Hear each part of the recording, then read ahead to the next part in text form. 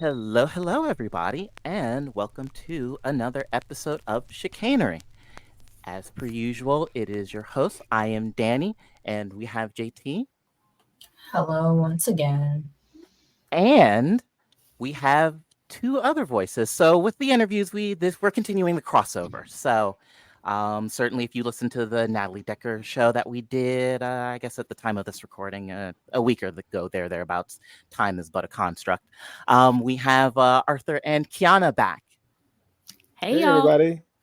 Hi, and we have one very special guest today, one Miss Samantha Tan. Say hello. Hi, everybody. Thank you for having me. Absolutely. So we're gonna do this kind of round robin style. We'll chat at you for a bit. I know everybody has got some questions. I have lots of questions. This is kind of a bucket list thing for me, if I'm being perfectly honest. So I guess without further ado, who wants to go first? But first, a word from our sponsor, Homefield Apparel. Homefield has entered the thrilling world of motorsports with the Hendrick Motorsport Collection, which is available to pre-order now. Based out of Indianapolis, you likely already know Homefield for their high-quality, officially licensed collegiate apparel. You probably also know that they have more than 180 schools on their roster, so there's a little something for everyone. I mean, seriously, they even have my local Division II school, Wayne State University. Given Homefield's storied legacy and throwback college apparel and their relentless commitment to quality, moving to racing apparel seemed like the next logical step, and that's reaffirmed in their meticulous approach to designing the Hendrick Motorsport Collection. Iconic logos, legendary drivers, and unforgettable moments, this collection is a celebration of the golden era of NASCAR. Here at Victory Lane Vibes, we're super excited to get our hands on what Homefield has cooked up. Their collegiate wear is second to none. And in concert with some of the most legendary drivers and one of the most legendary teams in NASCAR history, the Hendrick Motorsports Collection is a banger. To learn more, visit www.homefieldapparel.com. Their online storefront is easy and convenient to navigate, making it that much easier for you to proudly represent your favorite drivers and relive NASCAR's glory days. And be sure to use promo code VLV24 for 15% off at checkout on your first order. Again, the Hendrick Motorsport Collection is available to pre-order now. Use promo code VLV24 for 15% off at checkout on your first order. And thanks again to Homefield Apparel for supporting this podcast. Anybody? I'll go first. I think. Okay. I'm prepared. So Samantha, we appreciate your time. Thank you for taking time out of your schedule to chat with us. So my first question is, I always daydreamed about being a race car driver growing up as a kid, and you're living that dream. And one of the things that I always imagined would be really important to me is how the cars look. I'm a big paint scheme and livery fan. And one of the things I really love about your team is that your liveries are so unique. They seem like they've just been pulled out of like a Van Gogh painting. They look so cool. So I'm just curious to start off, is that something that you're very invested in? Because you are in that position as not only the driver, but the team owner. So you can make those decisions and say, make it look like this. Is that something that you're ever invested in? Yeah, definitely becoming a team owner, obviously having control over what the cars looked like. We always knew we wanted to do something different. Like, I like the classic liveries, but come on, we want to be a little bit more exciting sometimes. So funny that you mentioned Van Gogh. That was one of our first like iconic liveries. We did a Starry Night livery on our GT4 back in 2020, I believe. And it's kind of like evolved from there. But the reason why we wanted to do it that way is I'm very like into artwork. I took a little bit of art classes in college as well, just to follow that passion. But yeah, so we started with Van Gogh because it was one of my all-time favorite paintings. And it's kind of like evolved from there. If you've seen the GT3 livery we had for the past 2 years, like that pink and purple, it still has those kind of like paint streaks. But it was also inspired by California sunsets because that's where I live now. And we just did our 2024 livery launch last weekend. Feels like a month ago now. But we're running 2 GT3s this year. And it's got like one of the cars is more reddish orange, and another one is like a darker version of last year's livery, and we kind of call them Twilight and Sunset. But yeah, keeping within that kind of like artsy vibe, definitely we wanted to do the liveries a little different for sure. Very cool. Very cool. I'll go next. I wanted to just kind of, especially for folks who may not be familiar with you, I wanted to ask, like, what are the 3 essential things that someone should know about you? Ooh. I feel like I'm a very approachable person. Like, a lot of people think because I have like a big social media following that like they put me on a pedestal, but I'm actually quite like a quiet, shy girl. So I'm not gonna bite when you talk to me. So yeah, definitely very approachable. Outside of racing, I love gaming, and I'm a piano player, and Cool. like I said, artwork as well. Other than that, I mean, big BMW fan, if you haven't noticed. Hey. Willing to talk BMWs all day, any day. So No, I love a that. little summary. Well, and I like that you said that too about, you're approachable. I feel like people forget, even with drivers, team owners, like they're still humans at the end of the day. Mhm. And I think it's really cool when people get to see, and just get to know people better. I feel like that helps them remember, like, oh yeah, like this is someone I can relate to. This is a cool person. So yeah, I'm glad you brought that up. For sure. And like even on like race weekends, I have people going up to my team and they're like, oh my God, can we take a photo with her? And they're like, just go. And it's like, I've been in that position before. Like I always want to, be able to be accessible to my fans. So Yeah, that's awesome. And I am very glad that you mentioned BMWs because this is very, very fun. So I have a base J80 M3. ooh, what color? Yes, Portimao blue. I wanted Tan's blue, but when I ordered the car was right when they were doing supply chain constraints, and so I didn't want to get pushed out from my build slot because of inventory. But so I do. I think it's very fun you having the G82s. And I also had an E92 M3 comp briefly. That car was kind of short-lived. Texter, it got totaled. Long story. But anyway. Oh, no. Yeah. It was Melbourne red, too. I was super happy to get it. But it didn't stick around for very long. Also have to say, I love the classic Porsche Recaro that your seat is. I noticed that behind you. For sure. Oh, my yeah. Sure. Yeah, it looks like it was out of the 996 GT3s. I know they were in those, but at any rate, I am getting very, very off track because, automotive minutia is kind of my thing. So I guess speaking of BMWs, do you? Of course, I know you race one. I'm assuming you daily one.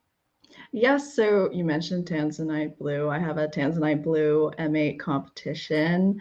It is my child, recent addition to the lineup, courtesy of BMW. Thank you, BMW.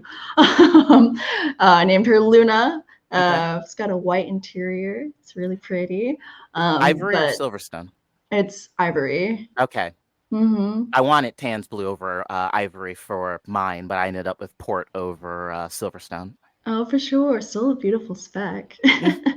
But I also have a BMW 1M, which I've had since I was literally like 15 or 16. Car I learned manual in. It's the car that like sparked my interest in cars.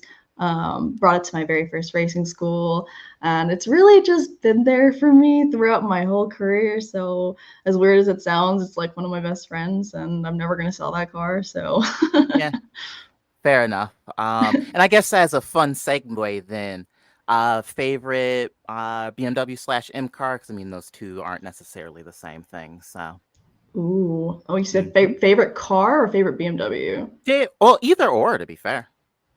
Ooh, another tough question. I swear I was just having a conversation like this with one of my friends, and I was like, I feel like you have to give me like top 3 cars I'd have in my garage because I can't just pick one. All right, well, we can modify this question again. It's meant to be fun. So, yeah, I guess give me a top 3 or a top 5 then. Oh my gosh. So I definitely keep my BMW 1M up there. I think my track toy would be a Ferrari 488 Pista. Interesting. Okay. And the daily, oof, we don't have it available here, but the M3 Touring. Yeah. Well, they certified the M3 Touring's too begged. late. I Yeah. begged them to bring it. Yep. Well, yeah, we don't get the G21 body style here in North America, so that puts the kibosh on that, unfortunately. But They are bringing the M5 Touring though, so that'll be neat. Like I said, I'm currently kind of doing the daily shuffle a bit myself here. I have the M3, but I also have a coffee shop, and the M3 actually works pretty well. But we roast our coffee ourselves, so hauling around 70 pounds of coffee all the time. So I took delivery of a Maserati Grecale Trofeo to deal with that stuff here recently because it's just a little bit bigger. But the length and width footprint isn't that much worse than the M3. It's about the same. So that works, and it also means that the M3 doesn't get beat up as bad by the kiddo either, which is nice. But for sure, Silverstone is great until you've got a 3-year-old. But at any rate, but yeah, that's fun. It's always curious, talking to, drivers and stuff, and, you start talking about, real life garage and sort of the cars that they like. And those answers are usually very, very illuminating. Sometimes it trends towards what they race. Sometimes you get something that's just completely off the deep. It's like, I wouldn't have expected that. I'm like, I would add like an R34 Skyline to the mix as my JDM car, but oh my God, we're best friends now. Thank you. That is my dream car. That is my baby. Every time I get on like Gran Turismo, like that's the car I'm driving. I don't care if it's not like fitting the requirements of that race. I'm just not doing that race. Like, I'm sorry, I gotta drive my car. Like, I love my Skyline. That is, if I ever get the chance to own one, no. Okay. That's like literally if I, lottery hits, that's the first thing I'm doing. Like, I'm sorry, I have Dream to get car one. for sure, for sure. Yeah, that's me, but with Corvettes. I like Corvettes. Hey, Corvette works too. But at any rate, JT. So first of all, I do relate on the art thing. I do art myself. It's when I have like time, I'm super busy. Also you slay really hard. Like I see all your pictures and stuff and I'm like, yes, just slayed 10 out of 10, no notes, perfect. And then as we all know, BMW has their new GTPs, hypercars, and I think I saw that you posted you were at Petit Le Mans last season with the team. So, like, is that something in your future that you're hoping to do? Is drive one of the new prototypes that BMW has? I mean, I'm open to it. It was never kind of like in my trajectory. It's a really, really cool car. My ultimate goal is to go to Le Mans in my M4 GT3, hopefully one day. But yeah, getting to see them up close at Petit was like a really cool experience. And unfortunately, I don't have any prototype experience. But again, I would love to hop in one. Oh wait, I can't hear anybody. Somebody. Oh, there we go. There we go. So I can go next. So I want to just pivot for a minute to your double full-time jobs. Being a race car driver is like, I'm sure, a 60-hour-a-week profession. Being a team owner is probably an 80-hour-a-week profession. So how are you managing to stay balanced and really manage your time with the two of those and have a life, outside of racing? Or is there even possible? Is that just all encompassing? How do you handle all of that? Yeah, it can be very, very challenging at times. I actually started this team in 2017 with my father when I was still in college. So I didn't really have a lot of, oversight over a lot of the duties. And it wasn't until I graduated college that I started to take more of a central role within the team.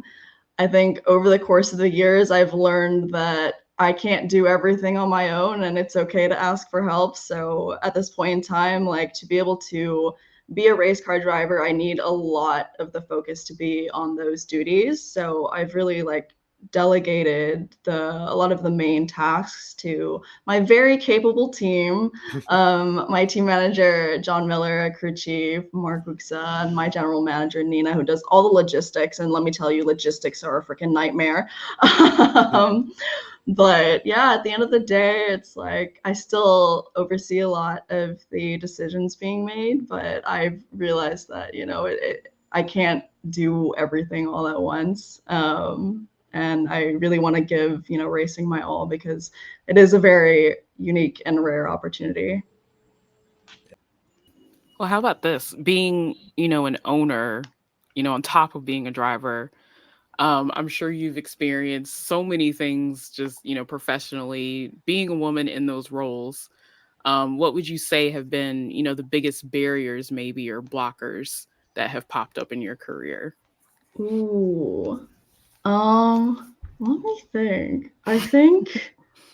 I mean, there's so much, but I think the biggest thing is like earning respect in the paddock. Like, as you know, motorsport is very male dominated, and there's a lot of stereotypes that, you know, women are not as capable or possess the same level of skill, of competitiveness for like racing specifically. And, you know, a lot of people think that we get into motorsport for the attention, and breaking these stereotypes and proving my capabilities is definitely an ongoing challenge. But in racing specifically, I think at the end of the day, the car really doesn't care who's in the driver's seat. All that matters is winning. And that's what makes a name for you in this sport. And I've been quite successful, I will say. So I know that at the end of the day, talent, hard work, and determination will ultimately earn you respect in the paddock. And I think my story is definitely a testament to that. Yeah. And I love that identity post you had on Instagram. I feel like that was for a lot of people that really just kind of, you know, brought that conversation to the forefront. Because I do feel like sometimes people forget, you know, being a woman of color, you know, they do exist in this industry. And, you know, when one gets successful, like that is a very big moment for all of us. And so I love seeing people call attention to that. And I do think it's something that we should call attention to. I don't think it's something that we should shy away from. So, you know, whenever I see stuff like that, I'm just like, yes, you get it. That's it. Like we should celebrate. Yeah. Like we should celebrate when, you know, a fellow woman of color is, you know, being successful in a field that, you know, normally we are not welcome into. So it's just really cool to see that. But I loved how you constructed that post and, you know, put your message in there. Like that was really cool.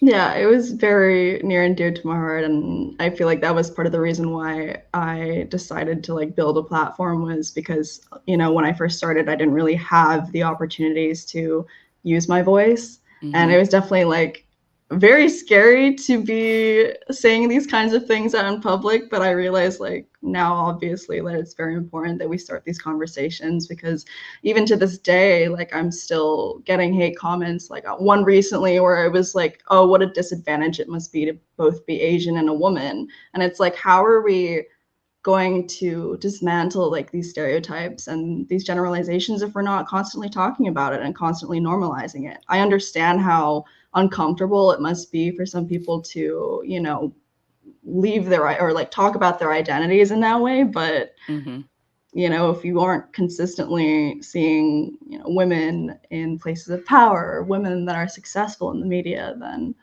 like, how are we going to do that? Right. It's all about representation. For sure. Yeah, absolutely. Yeah, I think that's like a super important point to make, especially the point in your post where you made about how, because I think some people got a little angry about the fact that you pointed out that you're both Asian and a woman, and people were like, well, why do you have to bring up race so much and stuff like that? And people always end up saying that anyways. And I'm like, I thought that was important because it's like we don't live in a single issue world. Like both of those two identities exist at the same time. Like you're not one or the other. Like you're both at the same time. Like for me, myself, I'm both Black and queer at the same time. I can't separate these identities, and they both impact how I interact with people and how they interact with me and how I move about the world. So I thought that was probably the best part of the post, honestly. Oh, thank you. Yeah. Can you hear that? There they go again. Yep. Busy shop day. My season does start in 2 weeks, so Yeah, we are yeah. quite busy over here yeah, at that's SDR cool. 38. You know, if you do it just a little bit quiet, or maybe nobody would notice. Adding a little spice to our podcast here. Right. Yeah. Authenticity. Like we're we're here. live from Samantha Tan's race shop. Oh, one day that would be so cool. Right? No. I know. Like, On we're all on the site, team yeah. for a day. Love it. Oh, goodness me. But anyway, I guess to circle back, to a little bit before, we talked about, the prospects of one Samantha Tan in a GTP, which I am absolutely here for. That is just a basic idea. But I guess, how did we land ourselves in GTs to begin with? I mean, there are umpteen disciplines in motorsports, and yet sports cars was where we ended up. So how did that come about? Ooh, it's gonna be a long story here. I love it. Tell it. Hit me. So maybe I'll just start right from the top. What sparked my passion for racing was always my dad. Never raced himself. I don't come from a racing family, but he's a big car enthusiast and racing fan. So I kind of grew up going to a lot of like car meets and track days with him. Always sitting right seat, having the time of my life. My mom used to call me a speed demon because I'd always be like egging him on to go faster on the roads. But it wasn't until like I was old enough to reach the pedals, when I was like 14 years old, that my dad started to enroll me in performance driving schools because he wanted me to be a safe driver on the road. At the end of the day, at one of these programs, I got to sit in my very first race car. It was a 458 challenge, and I got taken for a hot lap with a pro driver, and I just absolutely fell in love with it. I caught the motorsport bug, just like the adrenaline, the G-forces, all of that combined. And as soon as I got out of that car, I was like, I think I want to be a race car driver too. So I started my race car driver journey at the age of 16. I was running a few NASA races to get like my license done. My first race car was a 1991 Honda Civic, little 5-speed. It was a 5-speed, if I remember correctly. Super slow, but it was to essentially teach me momentum and racecraft, because again, like I had been coming from no karting experience, no racing experience, just track days essentially, where I knew the basics about, where the apex is and what the line is.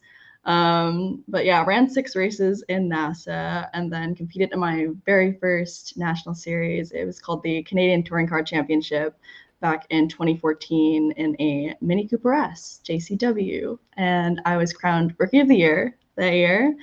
5th out of 22 cars in that class, and started, I guess, racing in the States in 2015 when I was kind of scouted by this Kia team at a track day, coincidentally, and raced basically in touring car for the next, I think, 3 years. But it's all ultimately, I talked about my goal of going to Le Mans. So it's every, I guess, move in my career has been to reach that goal. But yeah, spent 3 years in touring car, eventually made the step up to GT4, which was, a switch from front wheel drive race cars to rear wheel drive race cars. And now it was a 2-driver race, which I'd never done before. And that was kind of to introduce me to the idea of pit stops and driver changes and all that jazz. Did 3 years in GT4, had some of my most successful years in those years, won 6 championship titles in 2021 alone when I ran my very first endurance racing series over in Europe, and then made the step up to GT3 just was it 2 years ago, 3 years ago now, in 2022, and was actually the first in the world to win with the BMW M4 GT3 in my essentially second race out in that car, which was pretty cool. But the reason why I went to GT racing instead of any other avenue, I tried out a Formula car. I think I was 19 years old at the time, and it was an absolute blast, let me tell you. I could brake so like it carries so much speed into a corner. I had so much fun, but realizing that a lot of the Formula drivers, they start when they're still in diapers. They're like karting when they're 3 years old, you know, like I had to essentially play so much catch up if I wanted to go that route. And it was additionally like much more expensive, as you know, like motorsport's a very expensive sport. So at the end of the day, another thing that, you know, enticed me about GT racing is, you know, Rubbins racing, you can hit each other on the side and be okay. In Formula cars, you can't do that. But yeah, that's essentially a snapshot of my GT3 journey.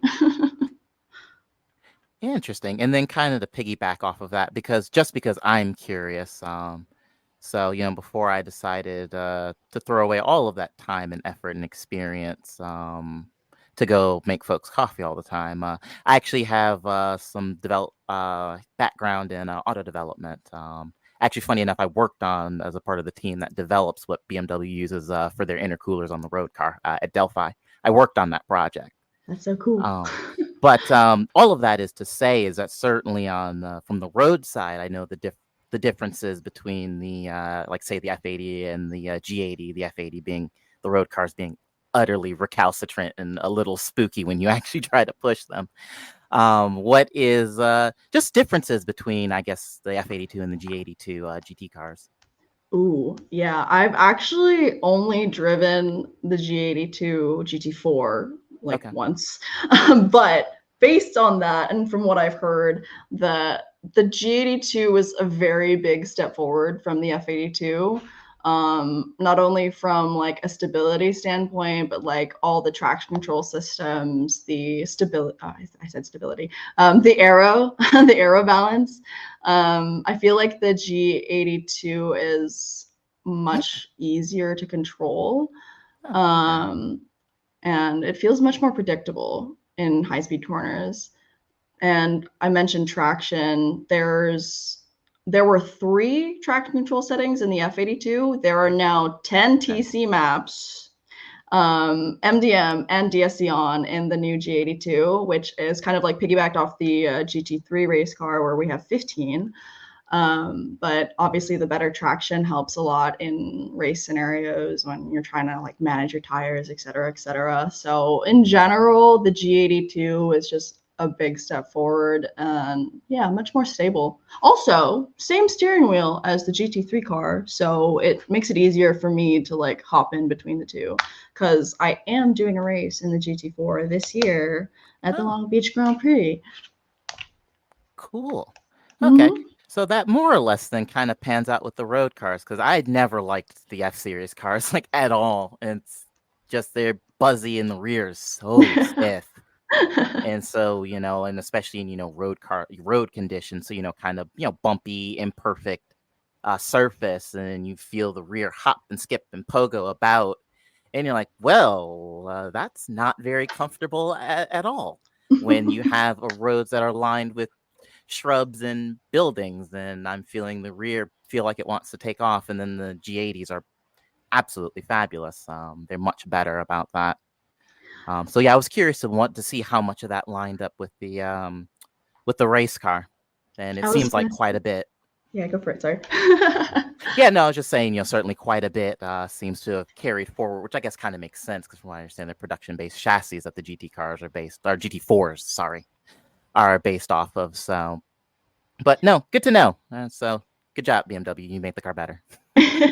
I was gonna say, what do you think of the new front though? I mean, you have one. I was just about to say, I think the front's cool. I know a lot of people didn't like it, and truth be told, I made many a meme online when Are you talking the about the First new came out. grill that the BMW Yeah. has? Oh my god, it's atrocious. I'm the biggest hater of that front that BMW did. I feel like they massacred it. It's like, what have shut up, y'all I bought one. I done? don't want to hear it. I'm If just the new joking. BMW grill has one hater, I'm not one hater. If it has a million haters, I'm one of them. If it has 0 haters, I'm dead. Yeah, That's I so think it. funny.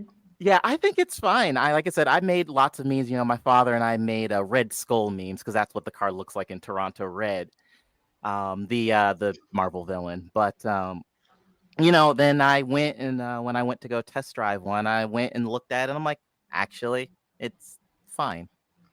And the car I test drove, it was a Dravit Gray M4, and I'm like, alrighty.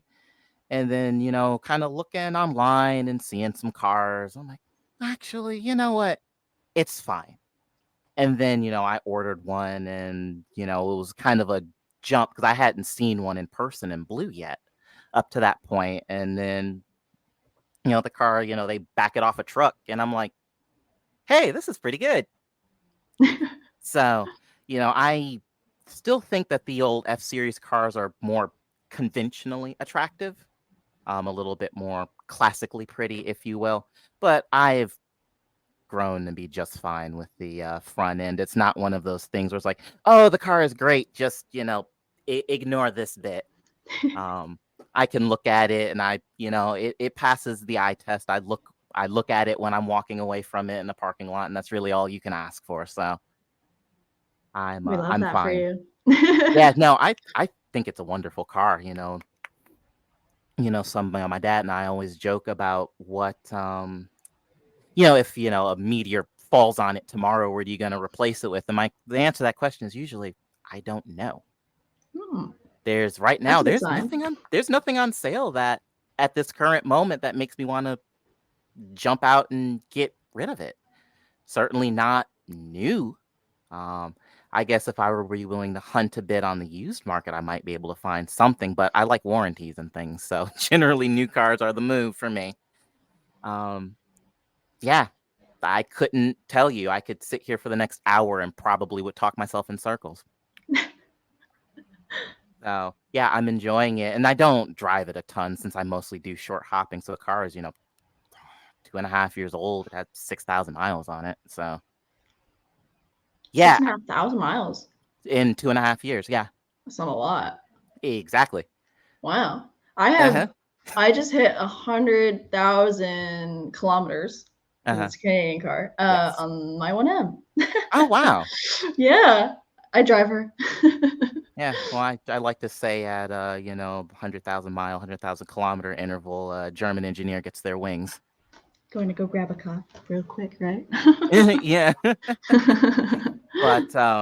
But yeah, I don't know what I would replace it with. I bought it because, manual gearbox sports sedans are going away, and so I wanted one while I could still buy one new. You got a manual? Mm-hmm. Yes, I I'm did. so proud. I'm so proud. Yeah, I'm gonna be honest. At least relative next to the E92, I don't love this manual particularly. It's a Too bit. many nannies?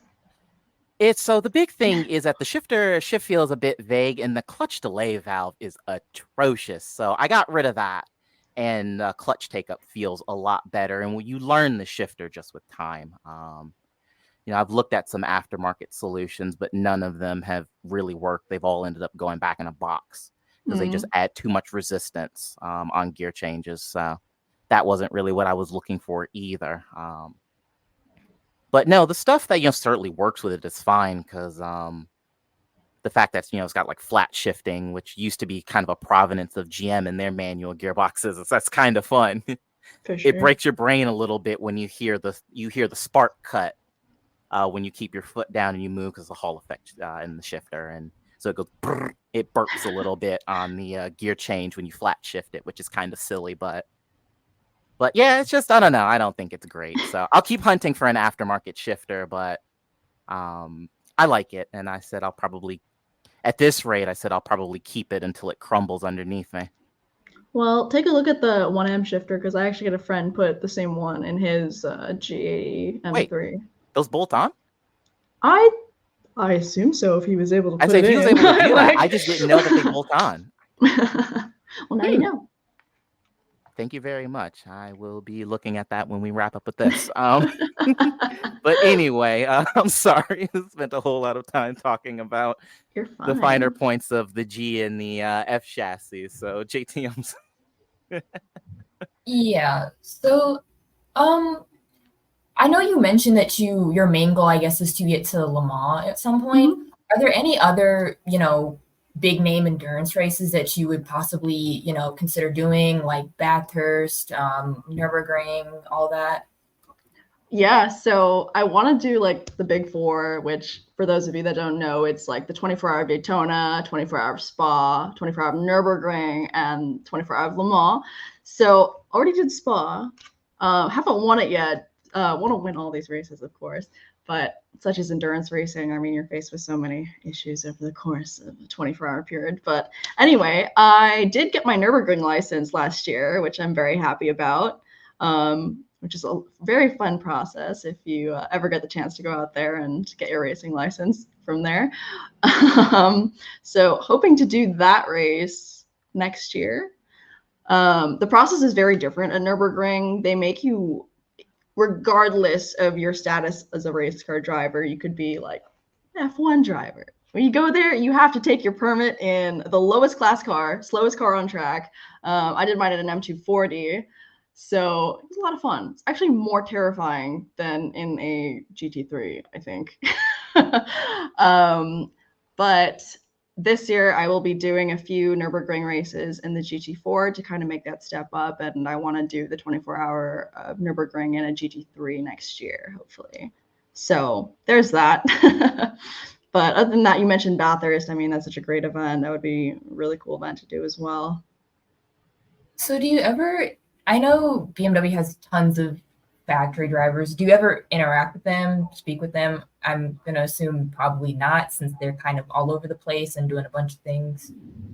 No, so my co-driver is actually a factory driver, Neil Verhagen. We started racing together last year, midway through the season. I was paired up with another factory driver, John Edwards, at the beginning of the season, but he had a little daughter, so he's living his best dad life, and so I understand why he decided to step away from motorsport. But yeah, first year working with a factory driver last year, and I have to say it's been incredibly helpful for honing my skills as a driver, and it's been very beneficial for the team as well, to have somebody so experienced and who knows the car like the back of their hand. But yeah, they kind of are everywhere. I'm friends with a lot of the factory guys, and I can't even fathom their travel schedule. Like, I know one guy who's doing like IMSA Endurance, DTM, GT World Challenge. What else? One other thing. I think he's doing WEC as well. He's all over the place. But yeah, it's been great learning from them.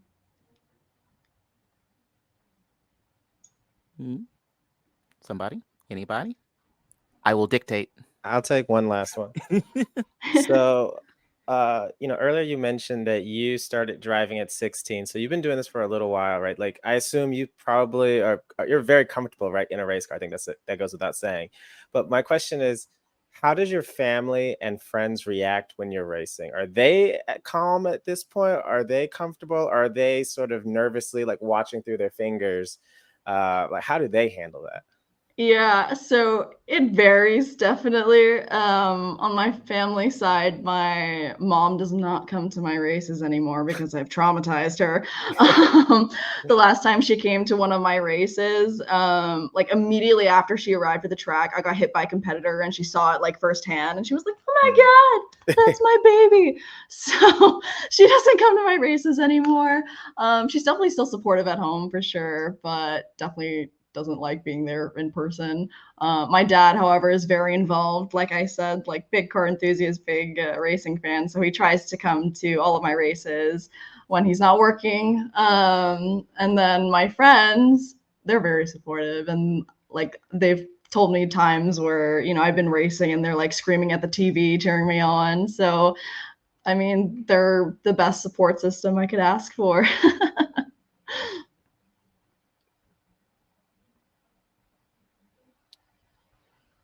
Kiana?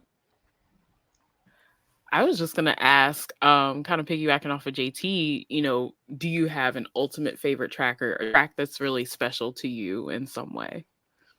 Ooh, track that's special to me, I would say probably Dubai, because Ooh, it yeah. was my very first pro win. I did that in the GT4 in 2021. Was actually also the first Asian woman to win that race. So it is near and dear to my heart. You know, whenever I'm having a tough time, like mentally, I think back to all the races where, you know, I have pushed through resistances and I was successful. And that's definitely a race that I think about. But favorite track, ooh, Nürburgring for sure. Yes. I mean, people always say I'm crazy for loving that track, but I no. like just You're even in the not game, crazy. I love it. And I'm like, I always, whenever I get like a new, yeah, it is, yeah. Like, I honestly just like the fact that it just strikes fear in like even the most Yes. experienced drivers. Yes. It's Like, crazy. It's it is. crazy. It's crazy. It's called the Green Hell for a reason. But it's Yeah. like, it's so beautiful. The rhythm is great. And Yes. yeah, but you feel like you're just, the adrenaline's pumping the whole time. I mean, Yeah. the track itself is actually quite narrow. Like there are Mhm. definitely places where you Mhm. can only fit like maybe 2 car wide, you know? Mhm. So, and the race is just crazy to watch. I don't know if you've Oh, ever yeah. been, but the, you know, I the have. variety of classes and cars, like you've got Yeah. the Dacia and the GT3 cars flying by, like it's just insane to me to think about like that race for sure. Oh yeah. So Yeah. I love it. And whenever I get a new car, you know, in my game, I'm like, nope, gotta go. I know what track I'm going to. Like I gotta test it out. I gotta feel it out. But I love it. Like I feel like it really just tests your brain, and that's the Mhm. coolest thing about it. So that's really how I taught myself, like in the games, to really drive the car as well, is using Nürburgring. So Yeah. it's always been my favorite because I love driving that. But yeah, I really want to go in person. That's definitely like top of my list for overseas tracks. Yeah. Yeah, it's funny. We talked about this a little bit actually on the Natalie show. But yeah, I have had the opportunity to go to Nordschleife a couple of times. It's wild, especially for the big 24-hour event. In when the 24-hour series kind of season starts, it's wild. You know, you got a bazillion cars on track at any given time, and especially the sort of the whole kind of back part of the circuit, basically kind of up from Foxhole kind of to the carousel, that section where it's super duper narrow. And then it's like, okay, well, I can't hit and miss properly in clear conditions. And it's like, and you all are doing this at night. It's usually miss, hit is usually what I do. It's like, come on. But yeah, no, it's a fabulous event. Particularly the main 24-hour race in June is always phenomenal. I went once with some industry friends, and I was like, this is what these folks do. Yeah, it's crazy. It's absolutely insane. But anyway, I guess kind of my final question for you is I guess what is, when you're not being Samantha Tan, the driver, what does Samantha Tan, the person, get up to in their spare time? Yeah, like I said earlier, I'm a very big gamer. So I've been playing. I just got into Fortnite, regrettably. I know I've been getting smacked by 12-year-olds. I've been putting a lot of time into that. I play League of Legends, Valorant, TFT, Genshin Impact. That's kind of like my decompressed time when I'm not racing. I like cooking at home, playing the piano, like I said. I don't do as much art as I'd like to anymore. But, fun fact, my race ritual before used to be like drawing on my arm like a tattoo, and now I have 2 tattoos, so can't draw there anymore. But yeah, that's a little bit of what I do when I have some free time, if ever. It's fun. Cook anything fun recently? Anything fun recently? I did have a dumpling night. Oh. Trying to reconnect with my culture. My dumplings did not come out looking the prettiest, but we're trying. That is such a skill. And I tried to make dumplings recently as well, actually, and it was a hard time. They hit the steamer and just poof, fell apart. So I can commiserate with you. Yeah, interesting. I've been working on just for kicks and grins because cooking mushrooms is kind of a pain. It's not something I'm very good at. Mainly the water content's kind of a pain and figuring out how to cook them. But I decased some Italian sausages and had some cheese and basically made like stuffed mushrooms, and that's a first effort. It was okay. Sorry to interrupt, but we have to wrap. Thank you, guys. Yeah, just I as a main yeah, I just working on that recently. Like I said, I think I need to cook them a little bit slower next time. I did 350 for about 15 minutes, and I don't think that was quite the move. I think 300, 325 for about 20. But at any rate, I guess anybody have anything else before we close it out? Appreciate the time. This was awesome. Look forward to seeing you on track this year. Appreciate it. Thank you guys so much for having me. It was a lot of fun having a conversation with you. Yeah, of course. Thank you. Yeah, this has been absolutely brilliant time. So I know you mentioned that your season starts at Long April Beach. 5. No, April 5 to 7 at Sonoma Raceway. Sonoma, okay. Nice. But I will be at the Long Beach Grand Prix. So I guess if folks are who listen and maybe want to find you and chat, do you know what your season's kind of looking like? Yeah, we'll be all over the U.S. Okay. The series I race in is called GT World Challenge America. You can catch it on YouTube, but if you want to follow us on socials, it's at Samantha Tan Racing or myself, Samantha Tan. But yeah, it should be a very fun year. Thanks, everyone. Yes, fantastic. Yes, so with that has been another episode of Chicanery. I am your host, Danny, and until next time.